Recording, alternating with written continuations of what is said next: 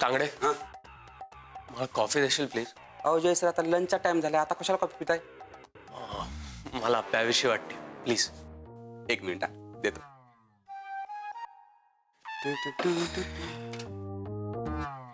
जय sir, cabin लेकी ठरलं तुम्हाला. हा म्हणजे असं एकमेकांना आता ओळखता येईल. घ्या कॉफी घ्या. थँक्यू. म्हणजे बघा ना जय सर, दाभोळकर सरांना कळलं असेल की तुम्ही काय आहात ते, म्हणून तर एवढी मोठी जबाबदारी दिली तुम्हाला. त्यांना तुमचं काम आवडतंय असं पण वाटतंय, म्हणून तर दिली ना एवढी मोठी जबाबदारी.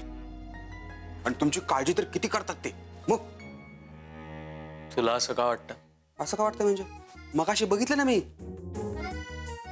एवढ्या महत्वाच्या पेपरवर कॉपी सांडली होती, मलाच टेन्शन आलं.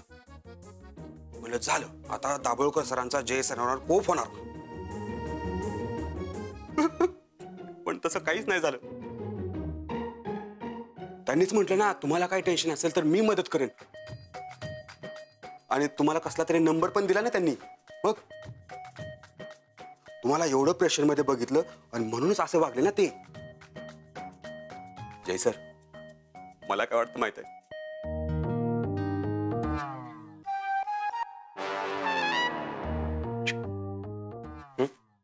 अहो जय सर, म्हणजे गाडी हळूहळू अशी रुळावर येते, तुम्ही पण एक स्टेप पुढे ढकला स्वतःला, सरकवा जरा. म्हणजे काय, दाभोळकर सरांचं मन एकदा तुम्ही जिंकलं ना की सगळं सोपं होईल. बघ स्वतः दाभोळकर सर आदिती मॅडमला सांगतील, त्या वाईट माणसाचा विचार मनातून काढून फेकून दे. मिस्टर जयराम ही तसे चांगले आहे.